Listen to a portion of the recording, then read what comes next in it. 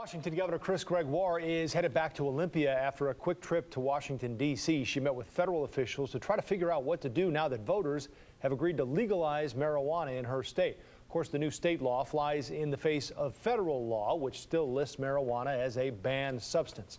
We spoke with a constitutional law expert. He said while the governor can explain to the feds that voters don't want small amounts of pot to be illegal, the ball is still in the feds' court.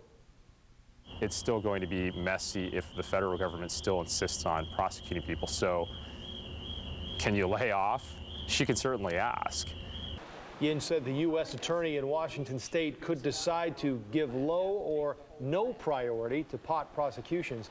Washington has 1 year to come up with rules governing recreational marijuana sales. Well, the passage of the pot law flies in the face of decades of anti-drug lessons in homes and classrooms across Southwest Washington.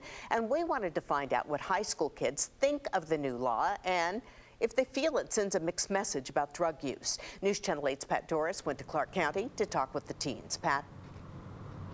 Well, Tracy, a lot of the teens that I talked with say they think that this will save police and taxpayers money if low-level recreational users are not prosecuted here.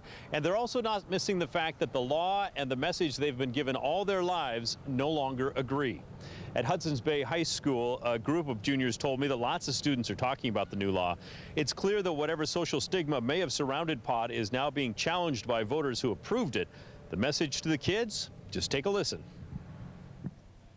I guess it's like the same thing as alcohol, you know what I mean? I mean, I'm told every single day not to drink alcohol, but when I'm 21, it's legal. Well, I've always been told marijuana's bad, don't do it, but now it's coming in act, so in December 6th. So I guess it's really not bad if our government's legalizing it.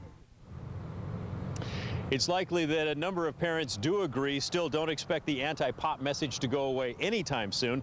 And tonight at 6, find out the message from the federal government for students here in Clark County. Back to you. We'll see you at 6, Pat. Washington's governor met face-to-face with the feds today looking for direction after voters legalize marijuana.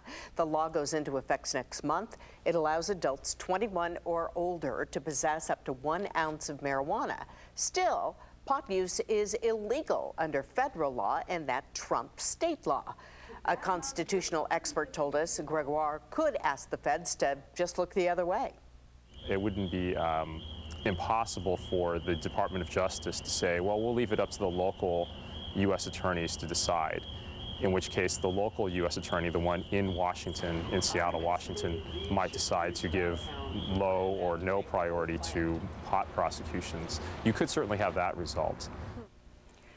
Washington has 1 year to carve out rules on how the state will license, grow, and label pot before sales can begin. So what about just say no? Parents and schools are also trying to figure out how to decipher the mixed message this new law sends. News Channel 8's Pat Doris spent the day in Southwest Washington to find out how it's playing there. Pat?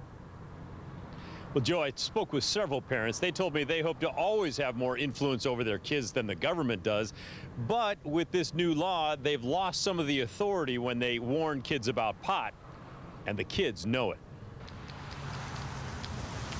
Near Hudson's Bay High School, teens I met at random are well aware of the mixed message sent by state voters who said smoking pot at 21 is okay. Because honestly, my dad, he's like, you can't smoke weed, marijuana, you can't do any of that. But if it's legal, then it can't be too bad for you. Some teens expect the new law will take away the taboo of marijuana. I know that a lot more kids drink than they do smoke, so I think that might change because within culture, within time, it'll definitely be more acceptable. But don't expect parents or grandparents to give up the fight. I think that as long as it's a federal law that there's no marijuana, then there shouldn't be. It's a bad influence on the younger people. Hallie Williams has 3 kids. The oldest is 17. We've spent a lot of our parenting career with that, kind of motto that's been around for a while, say no to drugs. And she's not about to change the message. Neither is the federal government. It partly funds a group called Prevent, a substance abuse coalition for Clark County. So we want students to be successful in school. We want them to be successful in their relationships. And marijuana hurts that, just like alcohol does. But all the messages from parents and the federal government now conflict with a new law passed by Washington voters. And the teens know it. I guess it's like the same thing as alcohol, you know what I mean? I mean, I'm told every single day not to drink alcohol, but when I'm 21, it's legal. So you can tell there's going to be a lot of discussions about that. Even as we've been on the street here, a lot of people have come up to talk to us about this new law and what it means for them and for their kids. Back to you. Thank you, Pat.